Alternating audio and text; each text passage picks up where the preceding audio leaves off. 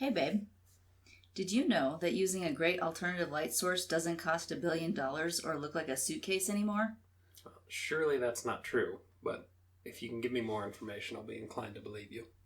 Well, now you can get a pocket-sized blacklight from Taction USA that works just as well as a large ALS, an alternative light source.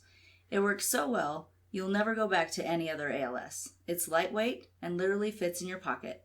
Made out of aluminum, so it's durable, it will last you a lifetime. You can find the professional blacklight at TactionUSA.com for $29.99. Ships quickly, and your order comes from Taction USA's Amazon store, so it's easy to order. Taction USA is run by law enforcement for law enforcement. You should check it out today and get yours. Get yours right now, today, at TactionUSA.com. Hello, everybody, and welcome back once again to Crossing the Tape, your favorite, I hope, true crime podcast, with me, Brendan, and my lovely wife, Hillary. And in our last episode, we discussed death again. Right. Some folks who took some extra strength Excedrin and didn't make it. So we're going to bring you part 2 of that story today. Please sign the crime scene log and join us. Now, backtracking just a smidge, we have Susan Snow, who was a bank manager in Auburn, Washington. Mm-hmm. This takes place in 1986. She woke up, took a few Excedrin, collapsed, died at the hospital a short time later. And then we find out that a few days before that, another gentleman had collapsed in his home, Bruce Nickel. His wife called 911. Bruce didn't make it either. He had taken 4 Excedrin that morning. And his death was initially determined to be natural due to emphysema. Right. But once Miss Stella, his wife, saw those headlines, she placed another call to the authorities and turned over her 2 bottles of Excedrin, which were found to be also laced with cyanide. So, we will go into a little bit of Stella's past. So before we talk about what else was in the tainted capsules, aside from the cyanide. Right. We need to talk about Stella Nickel. Stella grew up in a poor household in Oregon. She became a mother at a very young age, only 16, and moved to Southern California. However, life wasn't all roses for long. Stella had her share of troubles ahead of her. In 1968, Stella was convicted of fraud. And in 1968, she was convicted of spousal abuse for beating her husband with a curtain rod. Woof. Which, okay, a curtain rod in the 60s is a lot different than a curtain rod now from Walmart. The 60s Just curtain saying. rod was like an iron bar. Right.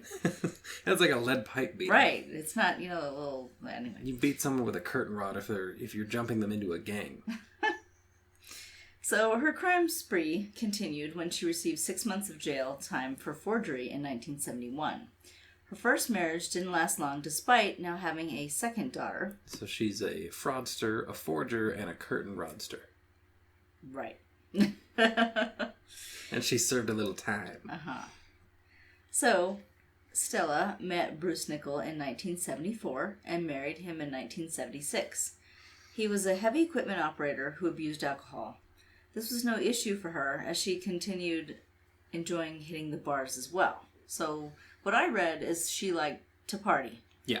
And Stella, she partied. She partied. So that was what they looked forward to. Yeah, that was their common ground. Right. Drinking. You're a severe alcoholic. I'm a bar hopper. Right. So that was go out all night together. What fun. Right. Ugh. Ugh.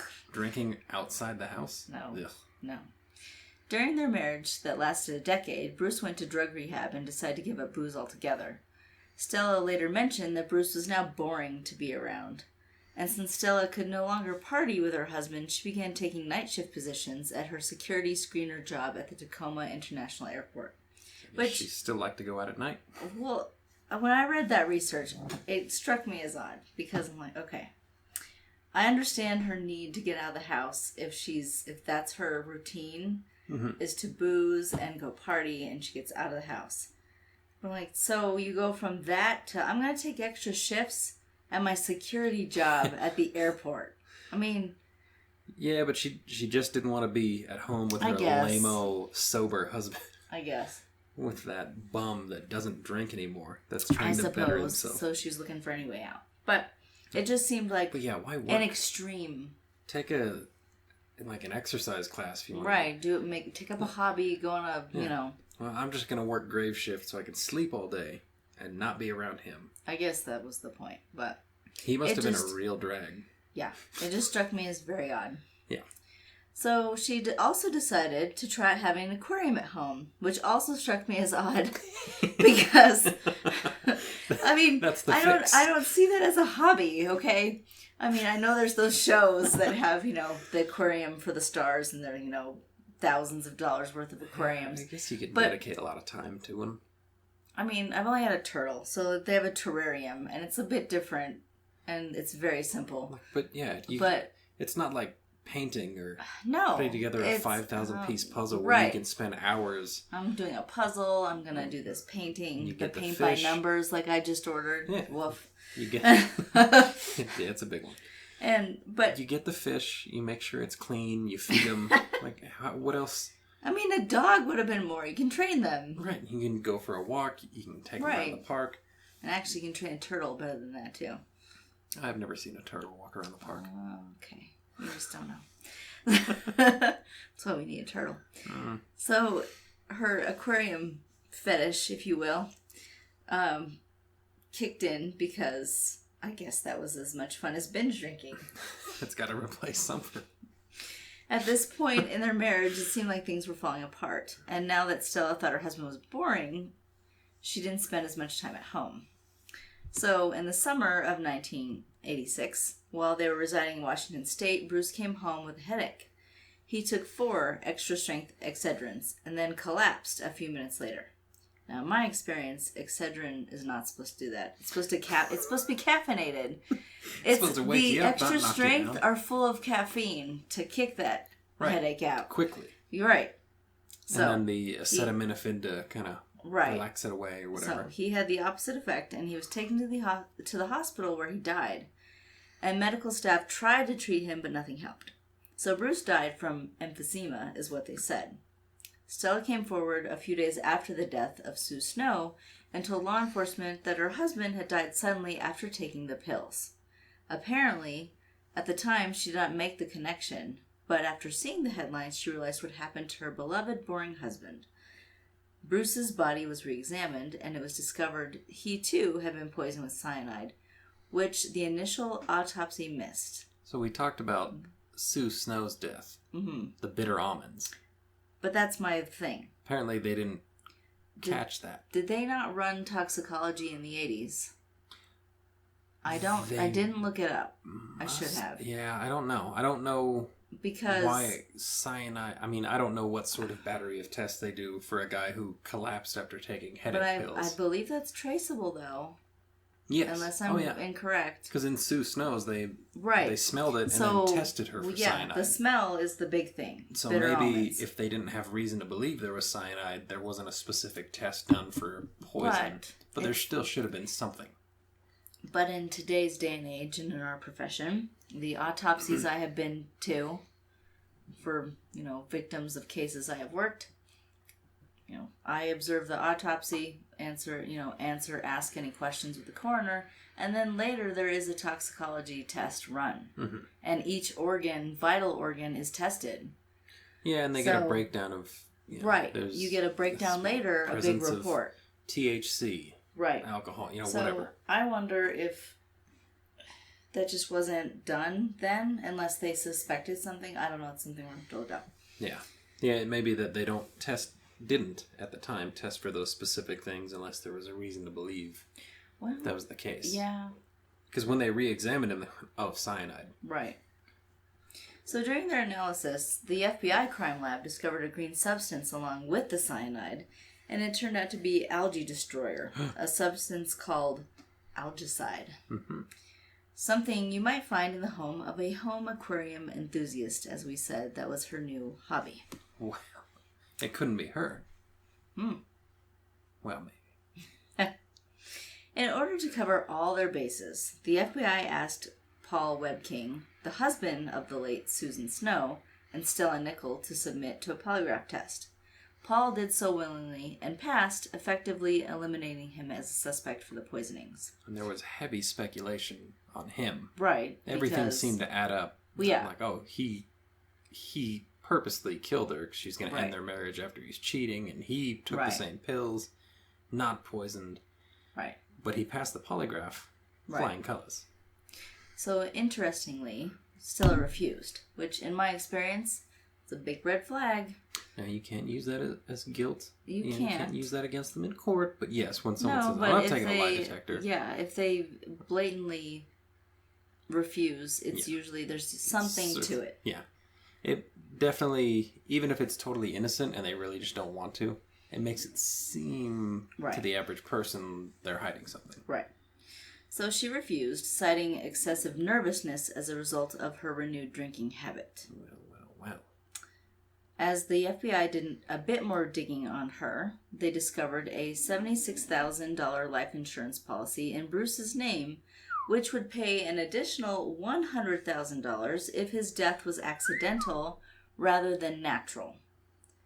A bit of handwriting analysis revealed Bruce's signature on the insurance documents had been forged. Agents soon headed to a pet supply store near the Nickel residence and showed the owner a picture of Stella, asking if he remembered selling her algae destroyer. He remembered because she would buy large quantities of it, which the owner recommended crushing into small bits before placing into the fish tank, because it would dissolve easier and be more effective. So how big was that fish tank? I don't know. I don't know how much I assume it comes in. Well, how many fish did she have? Crystal. Well, it's apparently her entire hobby. Instead of going out all night, she's awake with the fishes while her husband was sleeping with them. But before we proceed with the intricacies of fish tanks, we want to bring you a word from our friends at the Murder and Mimosas podcast.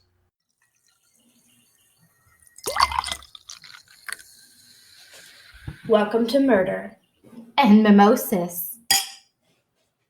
I'm Shannon. And I'm Danica. Together as a mother and daughter duo, we host Murder Mimosas, true crime podcast with an episode released every Saturday at 10 a.m. so you can listen to it during prime brunch time. While we don't require a mimosa, we do highly recommend one.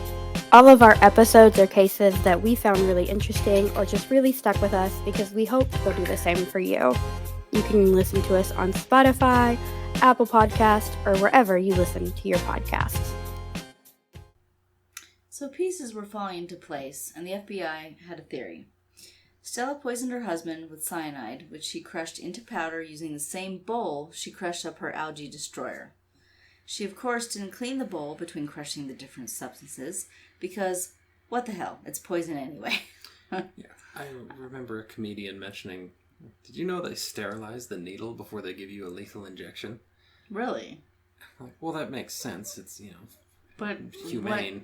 But at the same time... It's lethal. The guy's going to end up in hell with gangrene. Oh, dirty needle, huh? I did not know that. But, I mean, they do, just because it's a matter of medical practice. But yeah, but... It's still... Come on. I know. But... I guess if you're gonna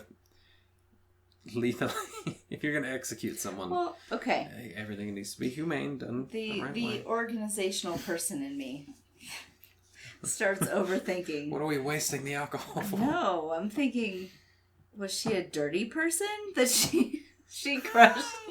She's using the same. You don't have two bowls. Yeah. I mean, you can't wash the bowl. I use a bowl. Then I clean it. I clean it right away, or it goes in the dishwasher. I wash it, whatever. But that goes back to how much of this algae destroyer does she need? Well, that she keeps a bowl next to the aquarium. Obsessive. Well, she couldn't go out and party anymore. She must have been a real animal. Woof. So after his death, she tried to collect on the life insurance policy, which she had set up fraudulently. Remember, by forging his signature. but realized she would miss out on that extra $100,000 if the death was natural.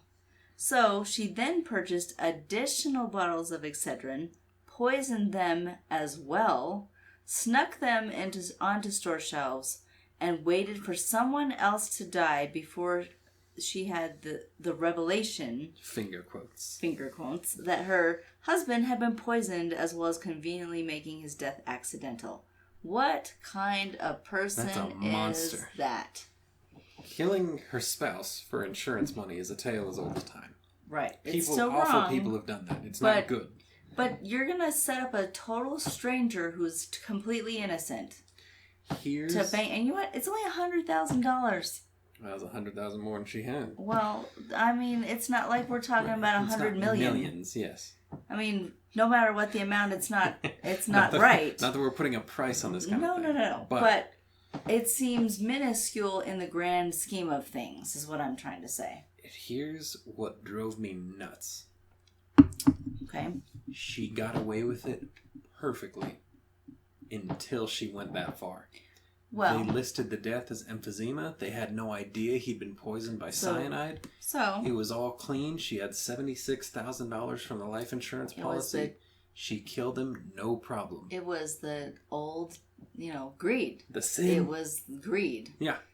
But she wanted that extra, so she decided greed, and whatever it took. There's another aspect to me. I think there's a little bit of she wanted people to know it was her.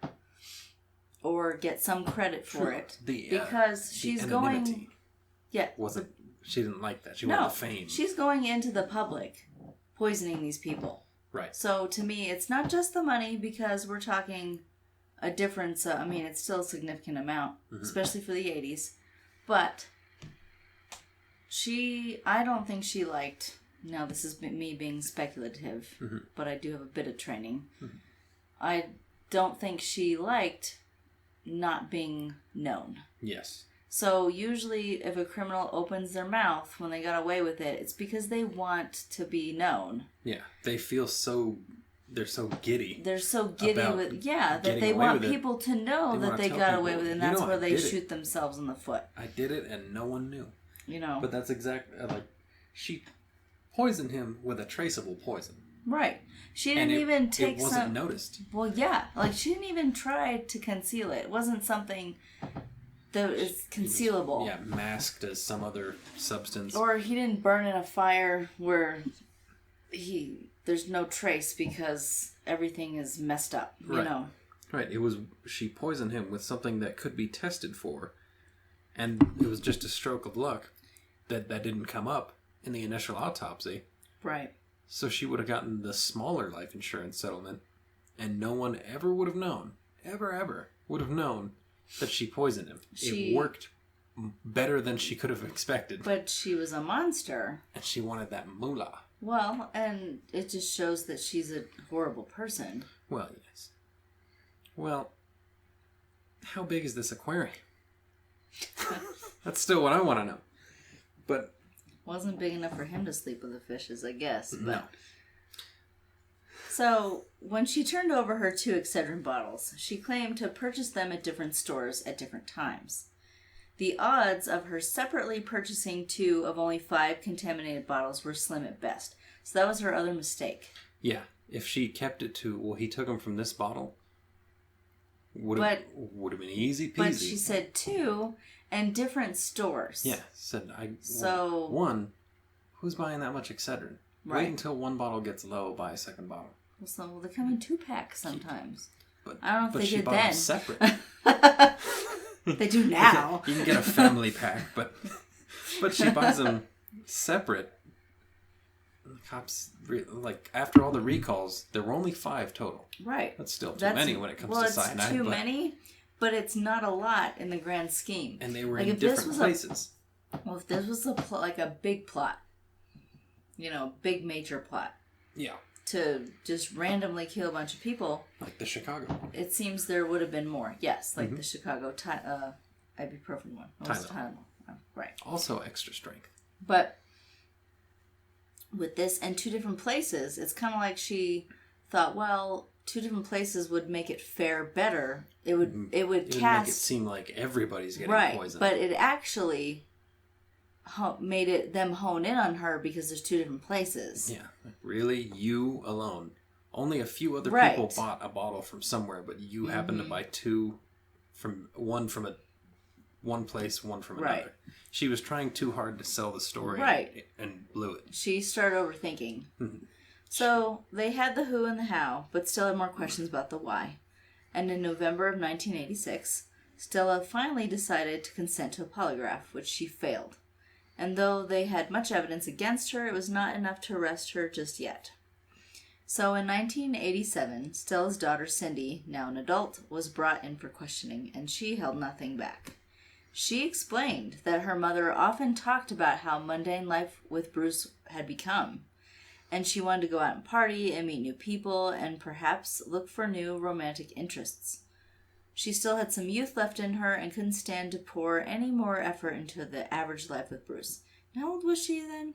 I believe she was in her 40s at this point.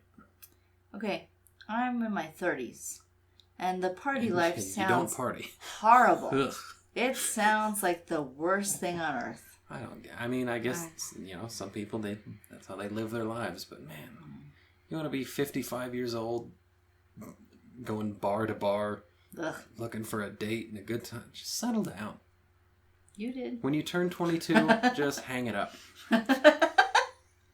You know, the ironic thing is, I never partied ever. I was born an old person. So, you know, You get the Benjamin button. I think I've become a little more lively in my marriage and in my 30s. So I don't know. Will I regress? Will I become more of an older person? I don't know. You'll be the 80-year-old party. I doubt that. You started slow and you're picking up. I don't think so. But anyhow. But Stella there, she wanted to live the high life. Yeah, she wanted to get down. Right. Did they say that? They didn't say that in the 80s. In 87? Oh, people were getting down since like the 70s. That's You weren't disco. around. You don't I know. was there. You I've were seen not. videos. I was around. You were not. When did Soul Train air? They were getting down on Soul All right. Train. So she still had some youth. That's where we've established this. Stella told her daughter she wanted Bruce dead, and she fantasized about what she could do with his handsome life insurance payout. So straight up, I want Bruce That's Gonzo. yeah, like Sickening. yes. Stella and Bruce had major money troubles as well, that would be quickly sorted with that kind of cash on hand. I didn't see exactly what their money troubles were. Did you? I didn't see exactly, but I know in the days right after Bruce's death, she sent letters to two different creditors saying, my dearest husband is no longer in the picture. He's unfortunately passed, and I will only be able to send X amount of money every month for my payments. So they had debt, for sure. Right. I don't know exactly what, but when you live that party lifestyle, you're bound to rack up some bills. Right. So, she went on to also admit to Cindy, her daughters, that she admitted to poisoning Bruce with foxglove on one occasion, but he just became drowsy. She stated that she studied foxglove and other poisons in a book from their local library titled Deadly Harvest and Human Poisonings from Native and Cultivated Plants. The FBI chased this lead to the local library where they discovered these books had been checked out by Stella, and worst of all, they were overdue. Which in some states, that's a crime. So other books about poisons in the library were seized for fingerprint analysis, which, alright, I'm going to pause here for a second. Just a second.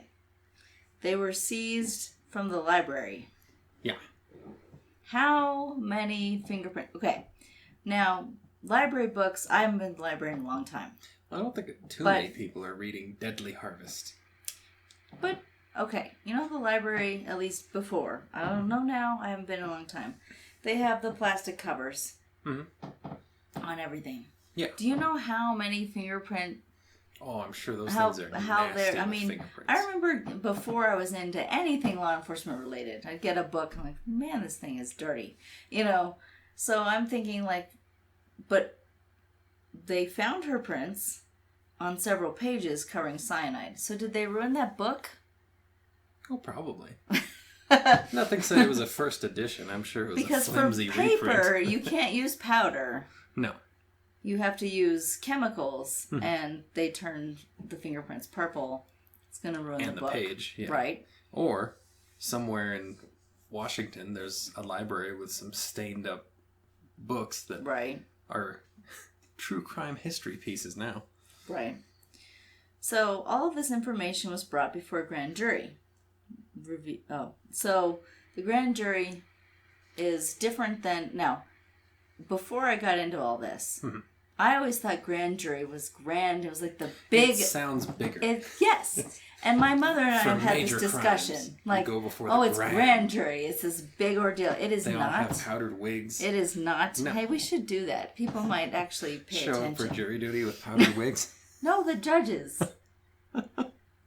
Like in the UK, maybe some we'll all pay respect. attention more. Anyway, so So what the grand jury does is they don't determine guilt or innocence. no, It's a much more casual setting where usually the prosecution will present some evidence of the crime, usually either witness testimony or the case agent, the officer charging the crime, where they will explain simply their probable cause. So it's not to establish guilt beyond a reasonable doubt. It's just to say there was most likely a crime committed, and this person that we have charged is most likely the person who committed that crime. right. So it's just determining if there is a crime or Right, not. that this case This should go to forward. trial. Yeah. Right. So if the grand jury says, no, we don't believe there's enough, then the case is just dead in the water right there. Which bothers me also. Well, that's why you got to come in with a strong case. You Oh, can't yeah. come in and say, well, I don't know, they said there was a guy in a blue hat. I saw a guy with a blue hat No, later, so I because- charged him. If it is legitimate, and the average person isn't going to know what things to look for.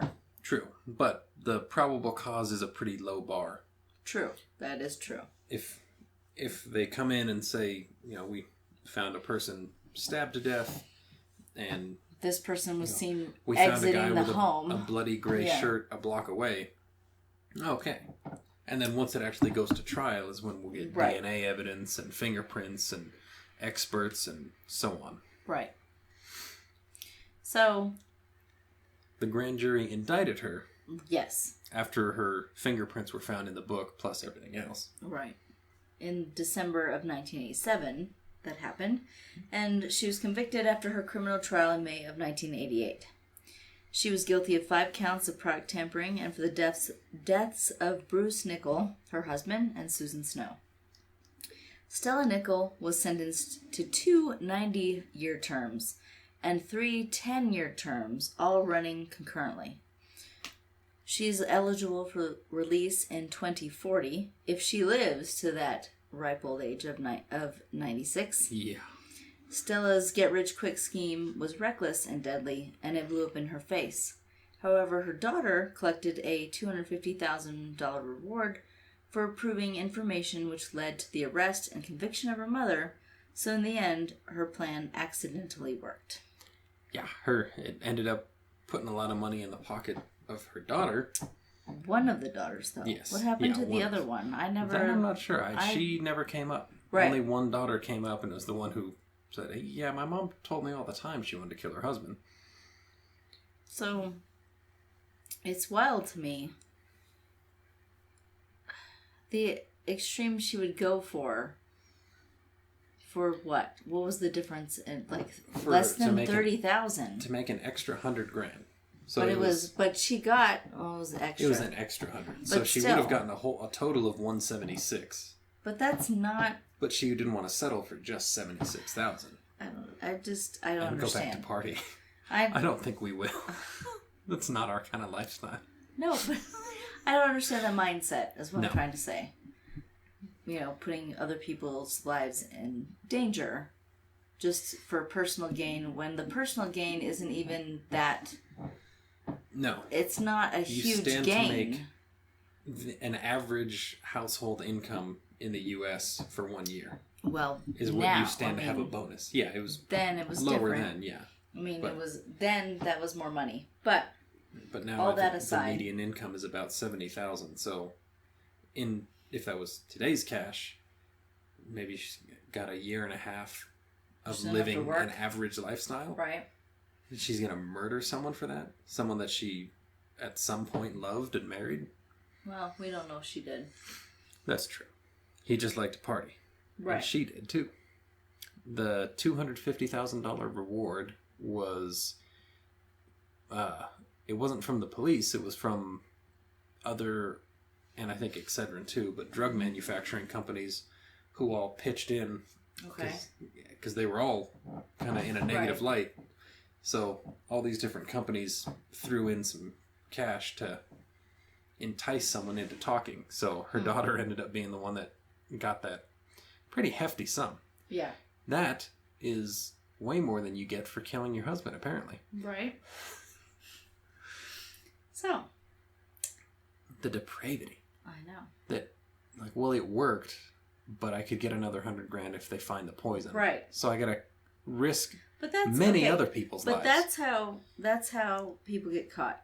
I mean, even in fictional stories, Agatha Christie, her all of her stories were always harped on when the criminal began, like the ego came out, or the greed. It was usually greed or ego were the themes. Yes. When those come out and they've gotten away with what they've already done, but they proceed, that's when they get caught.